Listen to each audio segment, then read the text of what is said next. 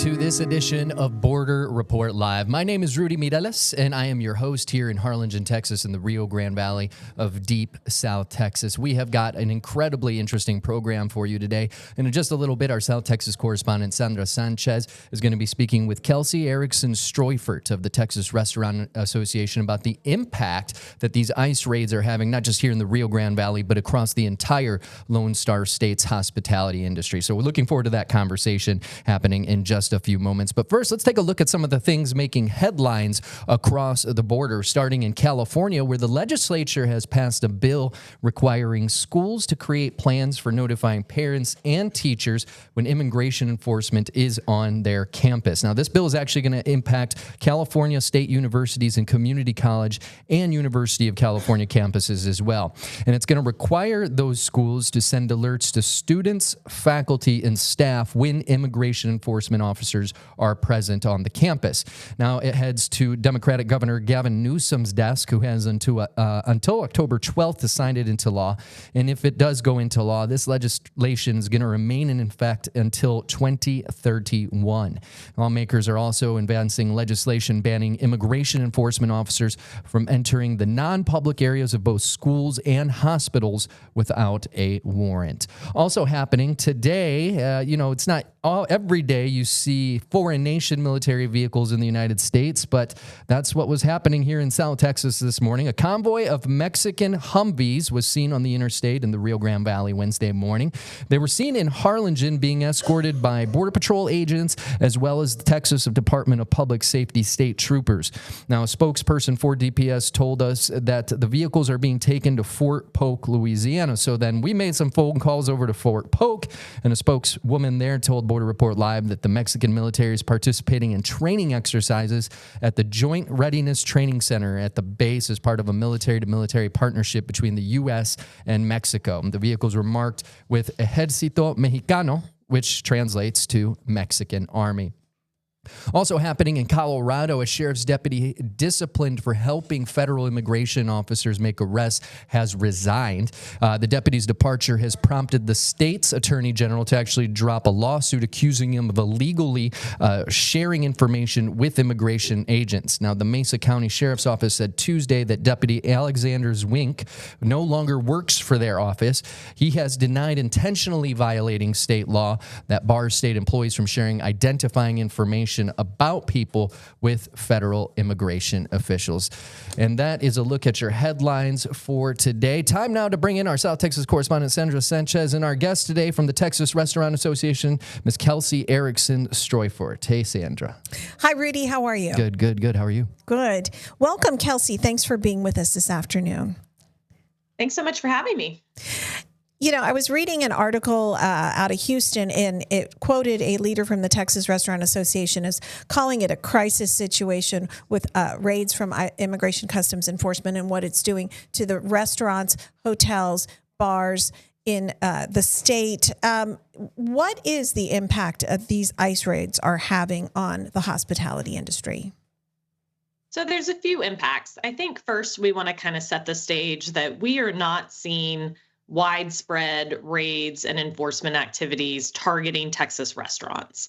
But what we are seeing is a lot of fear, and fear is a really powerful motivator. So every time one of these raids takes place, even if it's at a farm, at a meat packing plant, out of state, that makes its way around social media, around the news, and it really does have a chilling impact on our communities.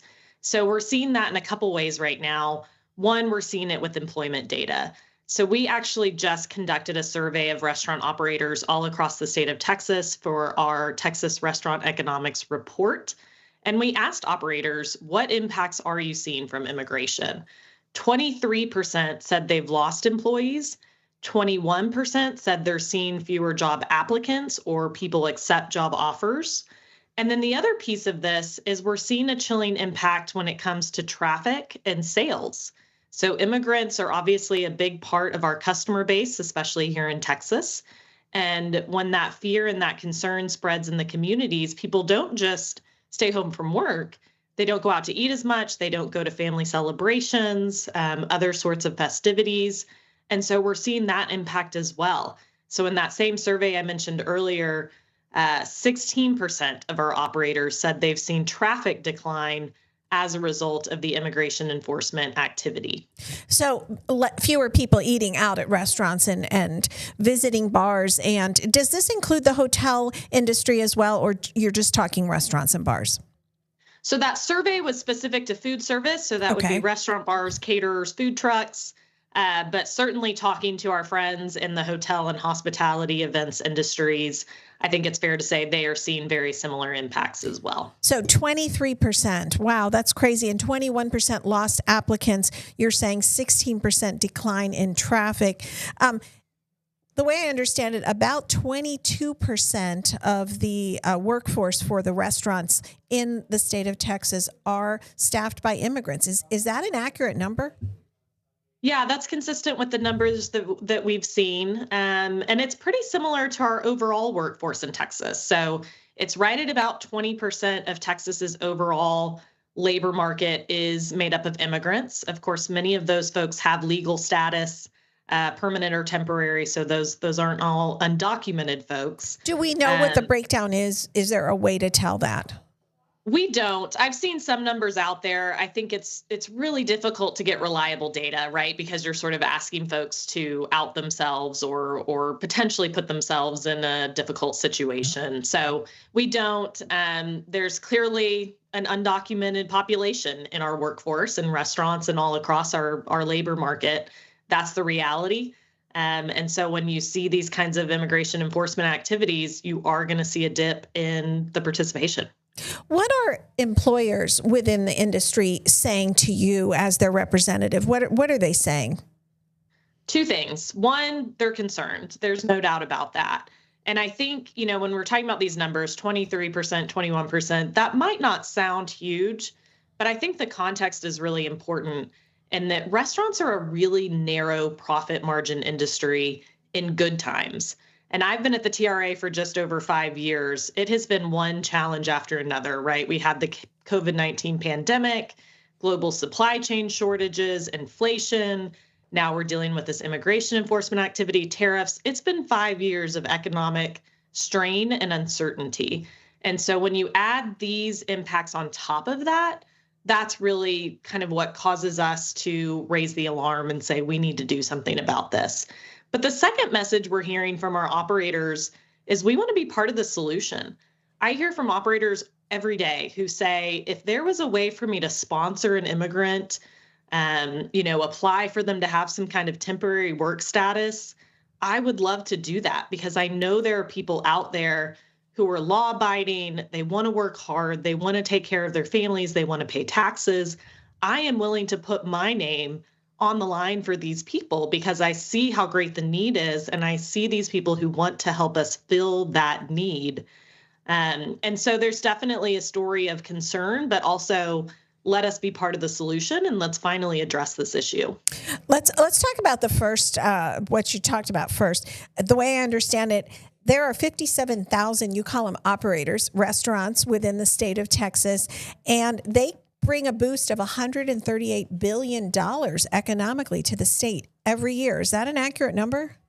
That's right. That's our sales. And not only that, but every dollar invested in a Texas restaurant generates $1.99 back to the local economy. So we basically double your investment in our economy every day all across the state. But you're saying it's a very narrow margin of profit that they receive. And so is that a reason that the immigrants that are come here are willing to take these jobs? They're lower paying. What is the reason for, 22% of the workforce being immigrants? Well, as I mentioned, it's not that much higher than our overall workforce, but there's no doubt immigrants are a huge part of the restaurant industry workforce. One point I like to make is immigrants are essential at every part of our food pipeline and every part of our restaurant industry. Yes, they are critical workers, entry-level workers in many instances, but they're also a critical part of our job creators and entrepreneurs. They're a critical part of our supply chain, and they're a critical part of our customer base, right? So if you remove immigrants from the equation, we are suffering at every stage of this that we need. And so, I think there's a lot of reasons why immigrants are a part of our workforce. just like many others. There's actually other industries where immigrants are even more present, like construction and agriculture. Many immigrants are key to our healthcare infrastructure.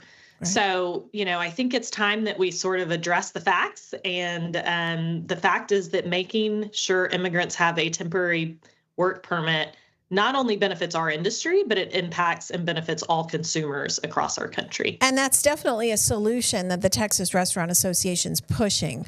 I think we want to explore that a little bit more when we come back. Yeah, right, we're going to continue this conversation with Kelly Erickson Stroyford of the Texas Restaurant Association when we come back from the break. Border Report Live is back in 1 minute.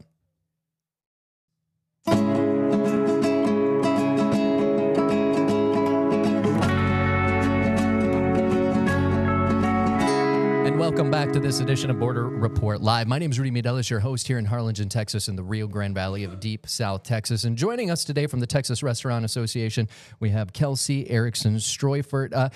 Kelsey, we wanted to play a clip. We have a soundbite from our local county, one of our local counties, judges down here, speaking on these ICE raids. Take a listen to what he had to say about these raids in our local economy down here. It has become commonplace to hear from business owners that they've had employees not return to work or afraid to go to work. We've heard about companies in the construction industry, in the energy, in the services industry, in the restaurants, hotels. They can't find people, or they're afraid to come in and work because they may or may not have the proper documentation.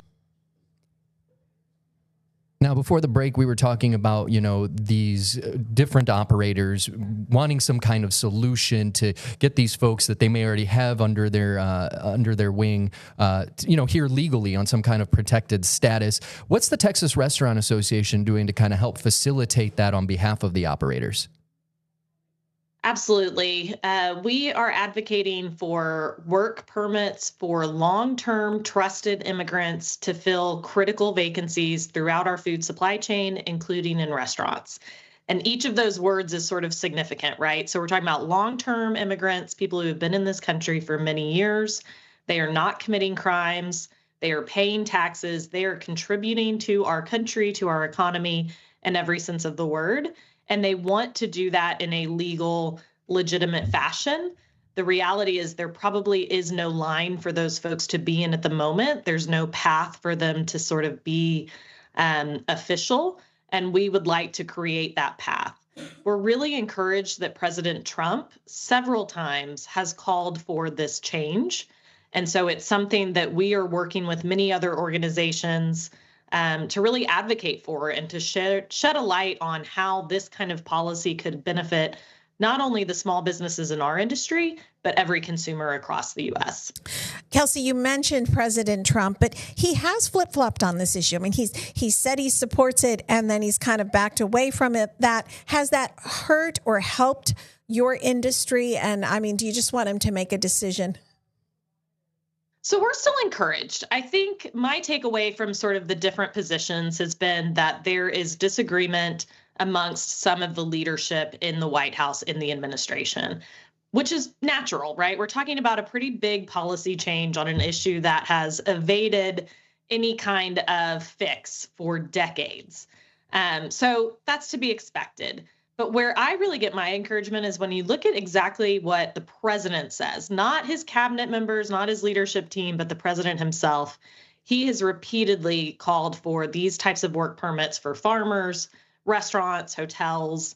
And I think he gets it, right? He's been in these industries before. The other key thing here is he really campaigned on a couple different promises. One, he wanted to secure the border.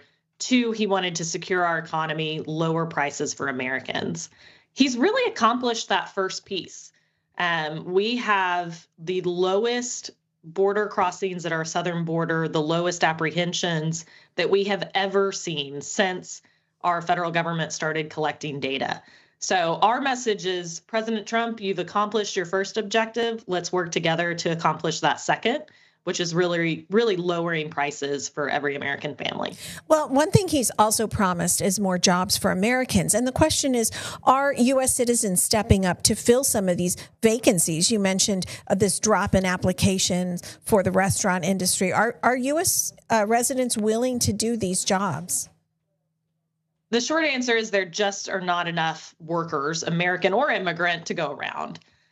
Even before we saw this enforcement activity, almost half of restaurants had job openings that were difficult to fill.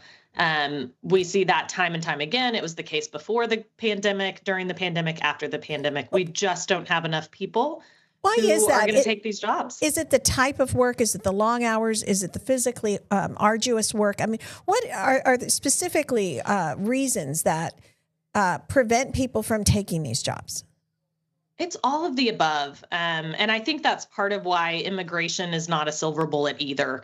We're advocating for lots of different workforce responses. Childcare is a huge priority for us because that's one of the major barriers to Americans or immigrants being in our industry in particular and the workforce at large.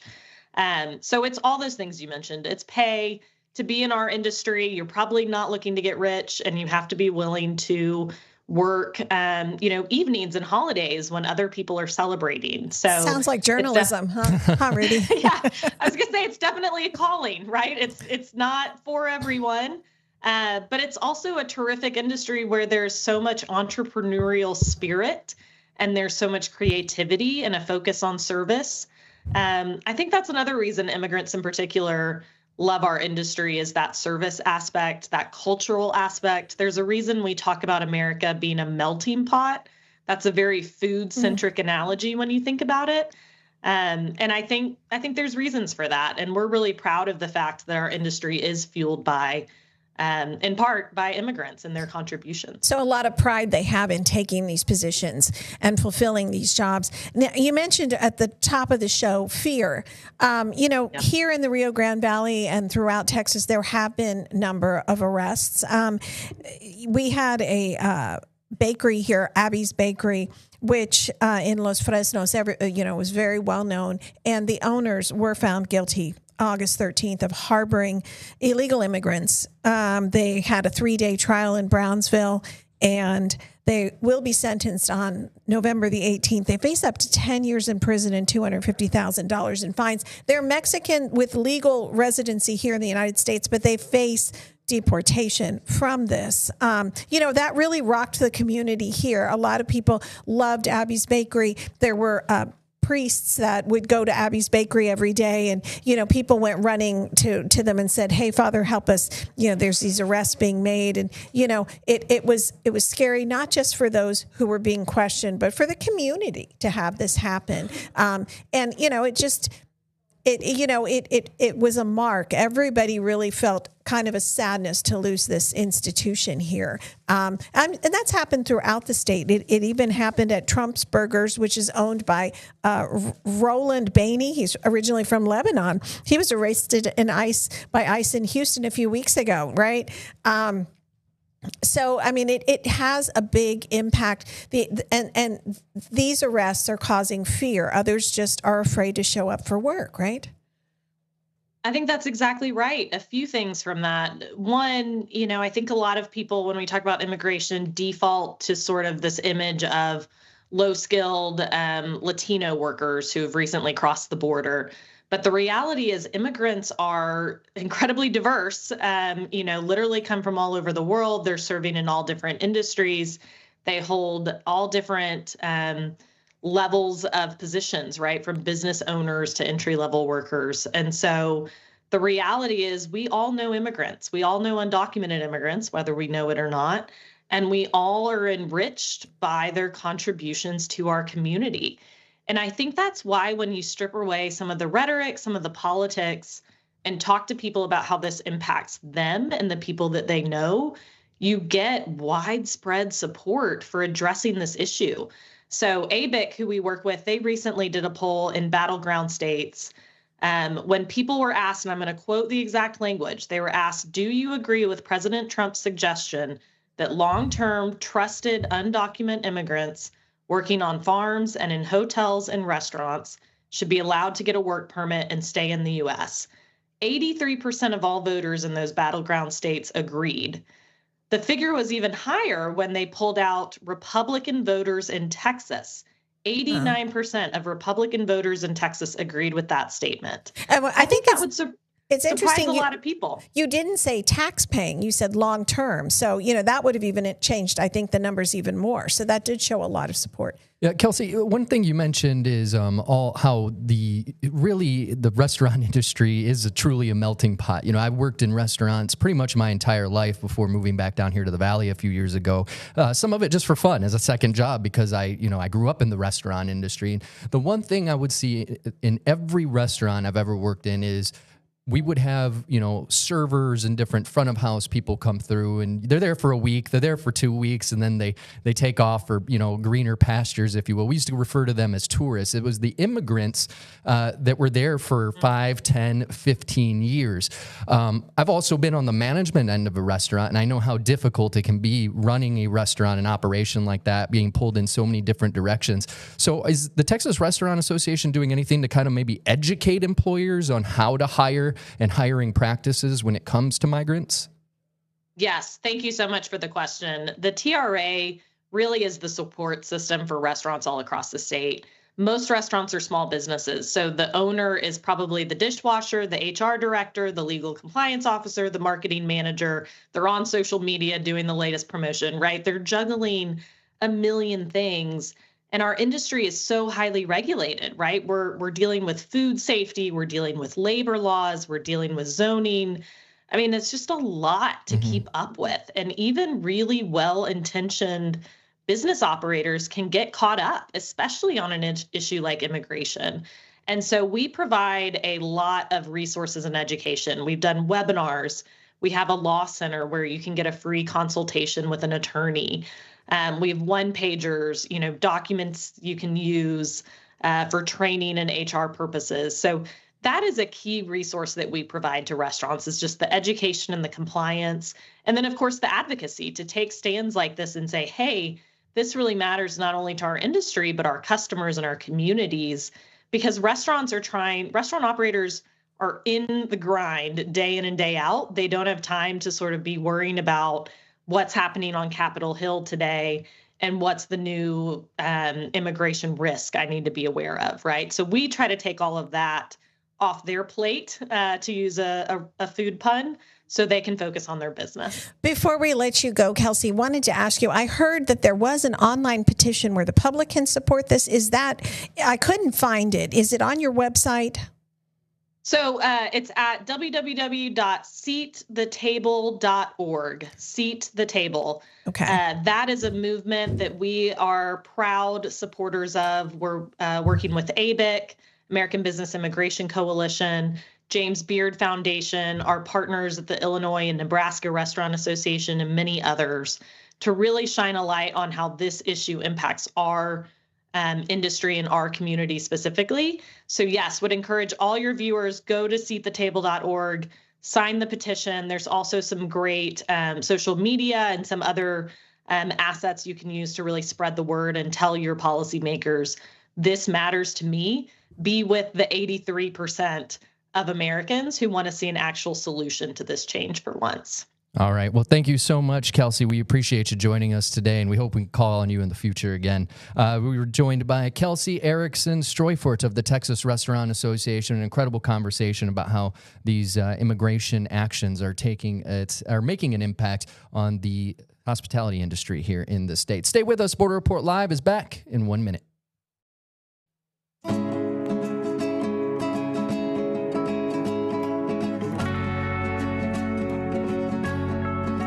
Welcome back to Border Report Live. My name is Rudy Mireles, and I am your host here in Harlingen, Texas, in the Rio Grande Valley of deep South Texas. Got one more headline to tell you about today. It's an update to a story we told you about yesterday. Defense Secretary Pete Hegseth has approved sending up to 600 military lawyers to the Justice Department to serve as temporary immigration judges, according to a memo reviewed by the Associated Press. The military is going to begin sending groups of 150 attorneys both military and civilian, to the Justice Department, possibly as soon as next week, as the Trump administration uses the military to crack down on illegal immigration. Now, that includes troops patrolling the U.S.-Mexico border and National Guard members being sent into U.S. cities to support immigration enforcement efforts, also housing people awaiting deportation on military bases and using military aircraft to carry out deportations. Myself and Sandra will expand on this in another episode because we've got a lot of information to talk about on that one. We're going to be following it for quite some time. But before we go, we wanted to remind you to check out our partners at Political Power Ranker. It's a weekly show tracking the movers, shakers, and rule makers in American politics. Nextstar's Director of Political Content, Chris Berg, and Director of Emerson College Polling, Spencer Kimball, break down who's up and who's down in the world of politics based on data. So make sure to check it out. You can find more on Political Power Ranker at abc27.com or your local Nexstar station's website. For Sandra Sanchez, I'm Rudy Mideles. Thank you so much for joining us. We'll see you all tomorrow.